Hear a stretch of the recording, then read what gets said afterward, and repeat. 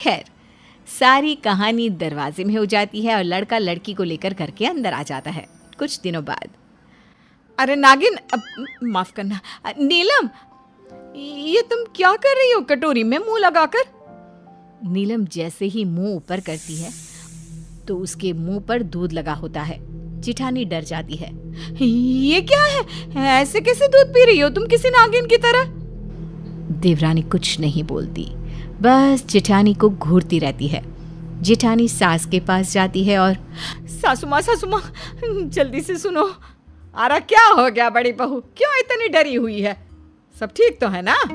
अरे कहाँ ठीक है माँ जी, मैं तो अपनी मायके जा रही हूँ। सास डर जाती है। मैं भी तेरी माँ से काफी दिनों से नहीं मिली ना, चल जरा मैं भी उनके हाल चाल देख लूं। दोनों सास बहू फटाफट कपड़े पैक करके निकल ही रही होती है कि दरवाजे पर खड़ी होती है देवरानी। जेठानी पूछ लेती है, क्या हुआ नागिन? अरे नीलम नाम है उसका। फिर अचानक सास की नजर छोटी बहू की आंख पर पड़ती है। अरे बड़ी बहू, छोटी बहू की आंख में तो देखो। क्या है माँ, यहाँ डर के मारे मेरी हालत खराब हो रही है और आपको इसकी आंख की पड़ी है। देवरानी की आंख में ससुर की फोटो होती है। हाय रे माँ जी, इसकी आंख में तो ससुर जी की फोटो है। अब जेरोक्स की मशीन लगा रखी है क्या आंखों में? बेटा, तेरे ससुर जी की फोटो इसकी आंख में कैसे उतर आई? सारा ड्रामा चल ही रहा था कि वहां देवर आता है। अरे नीलम, क्या हो गया? यहाँ ऐसे पुष्पराज की तरह क्यों खड़ी हो? देखो ना, भाभी और माँ जी दोनों मुझे छोड़ कर जा रही हैं। मैं कैसे पूरा घर अकेले देखूंगी? और माँ जी, ससुर जी कहाँ हैं? दिखाई नहीं दे रहे। तो तेरी आंख में। क्या इसकी आंख में माँ? इसकी आंख का ही तो दीवाना हो गया था मैं। कहाँ है ससुर जी?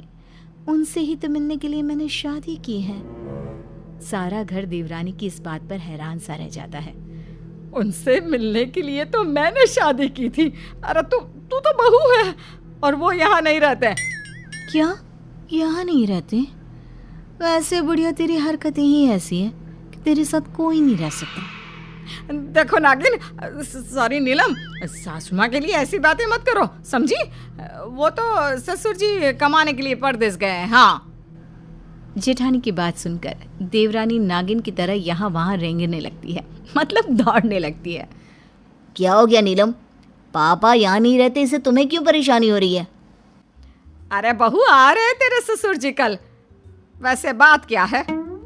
माँ जी, मुझे तो दाल में काला लग रहा है। आखिर किसी ससुर के लिए बहू का इतना परेशान रहना। माजरा क्या है? अच्छा, कल आ रहे हैं, तब तो कल ही उनका काम तमाम कर मैं अपना बदला ले लूंगी। काम तमाम मतलब? मैं समझी नहीं बहू। नीलम संभल जाती है और कहती है, मतलब वो मेरी माँ ने मुझे ससुर जी को देने के लिए गिफ्ट्स दिए हैं ना, वो उनके हाथ में दे दूं। अच्छा, तेरी माँ ने मेरे लिए भी कुछ दिया है क्या? और बड़े भाई भाभी के लिए? अरे उनका भी तो हक बनता है ना। हाँ, तू ले ले पहले। अरे कहाँ से ये आ गई? ना मेरा बेटा घोड़ी चढ़ा, ना भाभी ने काजल डाला, ना सास की पैर पुजाई। ये सब क्या बकी, सॉरी, ये सब क्या बोली जा रही हैं आप?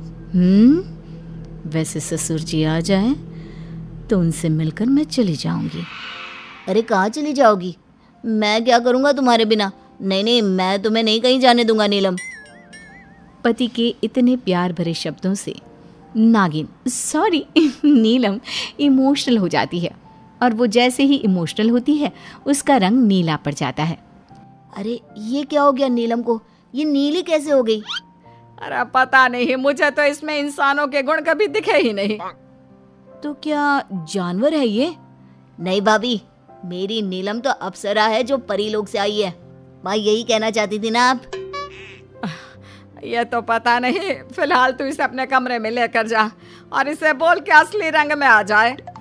पति नीलम को लेकर कमरे में जाता है। मैं तुमसे ये कहना चाहती हूँ कि तुम ना मुझसे इतना प्यार ना किया करो। कैसी बात करती हो? पति हूँ मैं तुम्हारा, अब तो तुमसे ही मेरी जिंदगी है। तुम हो तो मैं हूँ और मैं हूँ तो तुम, क्यों, है ना? नीलम पति के गले लग जाती है। मैं ना तुम्हें कुछ बताना चाहती हूँ। तुम्हें याद है मेरी और तुम्हारी शादी कैसे हुई थी? हाँ, मैं भी यही पूछना चाह रहा था, पर जो भी हो मैं तो लकी हूँ कि राह चलते ही मुझे इतनी प्यारी और अच्छी लड़की मिल गई। नीलम पति को कुछ बताना चाह रही थी, लेकिन न जाने क्या सोचकर वो चुप हो जाती है। फिर अगले रोज, अरे बहू आ देख, तेरे ससुर जी आ गए। अरे कहाँ हो दोनों? नीलम और उसकी जेठानी ससुर के पास आते हैं। क्या हुआ ससुर जी, आप बहुत परेशान लग रहे हैं। हाँ, आप तो पहले ही आने वाले थे, पिछले महीने भी आप नहीं आए। क्या हुआ, सब ठीक तो है ना? हाँ, वो मेरे कार के नीचे एक सांप आ गया था। ये सुनते ही नागिन देवरानी की आंख हरी हो जाती है।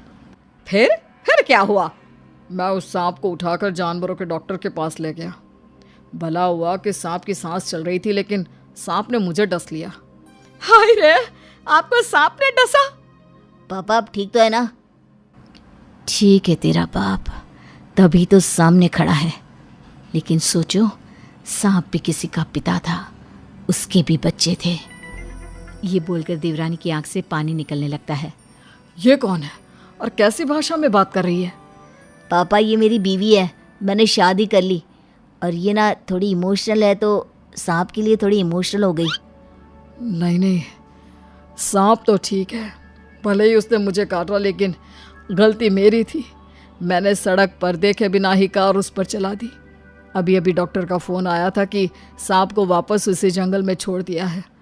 बेचारी की बीवी उस सांप का इंतज़ार कर रही होगी। क्या पापा जिंदा है? वो ठीक है? हाँ, मेरे पापा तो ठीक है, सामने ही तो खड़े हैं। क्यों, क्या हो गया? तभी बेल बजती है और सामने एक महिला खड़ी होती है। माँ, तुम? ये तुम्हारी माँ है? आइए बहन जी। बेटा नीलम, अब घर जाने का वक्त आ गया है। तेरे पापा घर आ गए हैं। तू जिस काम के लिए आई थी वो नहीं करना। घर जाने का वक्त? ये क्या बात कर रहे हैं? मैं आप लोगों से सब बताती हूँ।